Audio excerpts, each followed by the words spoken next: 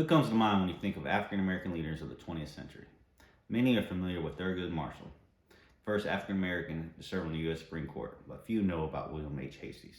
My name is Bama. Today I'll be talking to you about William H. Hastie, an American lawyer, educator, and a public official. He was a leading political pioneer of the 20th century. As Hastie, an advocate of civil rights for African Americans, was quoted, "History informs us of past mistakes from which we can learn without repeating them. It also inspires us and gives us confidence and hope bred of victories already won. This wisdom can be used as an inspiration for today. I've always been inspired by people who fight for what's right and climb mountains to make change. I've done extensive research on Hastie and his contributions and accomplishments throughout history that have paved the way for others. Hastie's achievement and legacy have built a foundation for others to make change and succeed. His hard work and dedication have made an impact. Hastie's life journey was challenging, yet he faced every challenge with courage and excelled in life in a way that I feel should be recognized and celebrated. Hastie was a child destined for greatness. He worked hard to build a strong educational foundation. He was born on November 17, 1904, in Knoxville, Tennessee, to parents William Henry Hastie Sr. and Roberta Childs. He spent his childhood in Tennessee until his family moved to Washington, D.C. Hastie graduated top of his class from Dunbar High School in Washington, D.C. He was a great student, worked hard, and built a solid, sound educational foundation.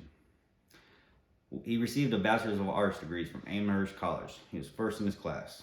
In 1930, Hastie earned a Bachelor's of Law degree from Harvard Law School. In 1933, he earned his doctorate in judicial science in Harvard Law School. Hastie's career achievements are impressive. It showcases his hard work, ethic, and passion for justice and dedication. Hastie's law credentials are vast in education. While at Harvard, he was on the Harvard Law Review. He then joined the faculty of Howard University Law School and was admitted to the District of Columbia Bar in 1931. According to the big law degree written by Howard University, Hastie entered private practice with Houston Law Firm. He had a remarkable career as a lawyer, breaking down barriers for African Americans and inspiring generations. Hastie changed history when he became the first African American member of the FDR administration and to hold post of governor of a U.S. territory. He was appointed as the president's race relations advisor. Later, he was given the post of assistant solicitor for the Department of Interior. While working for that department, he wrote a constitution for the Virgin Islands, American territory. In March 1937, he was appointed judge of the Federal District Court in Virgin Islands by FDR, becoming the nation's first African American federal judge. He served 2 years and then he resigned in 1939 to become the dean at Howard University Law School. In 1946, President Harry Truman appointed Hastie governor of the Virgin Islands, a post he held until 1949.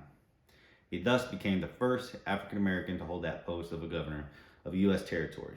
In 1949, President Truman also nominated Hastie for the judge of the Third United States Circuit Court of Appeals, and on July 19, 1950, the Senate confirmed that position.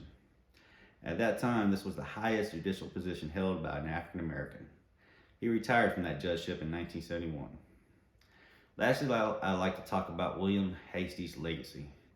He is a role model and inspiration for all. His contributions should not be forgotten.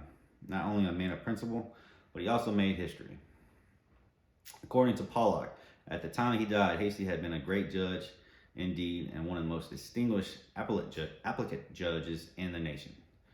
Chandler details Hastie's stellar career as a lawyer and educator, and how he was bestowed with a historic first. In 1946, Hastie was named the first black governor of the U.S. Virgin Islands, and first to do so since the Reconstruction era. He helped open the door for generations after him. As the highest ranking African American federal judge, he was able to speak openly about racism and segregation and support decisions that could combat them. He became one of the most respected members on that bench. Hastie left behind a record of public service that few could better. So in conclusion, here's a summary of what I've been talking about. William H. Hastie was a successful lawyer and judge, but not only accomplished a great deal personally, but was also a role model and inspiration for others. When you think about great history makers, people that have made change and impacted our world, I hope you remember William H. Hastie and hope he comes to mind. I hope he is an inspiration and dedication to others and justice lives on. Thank you.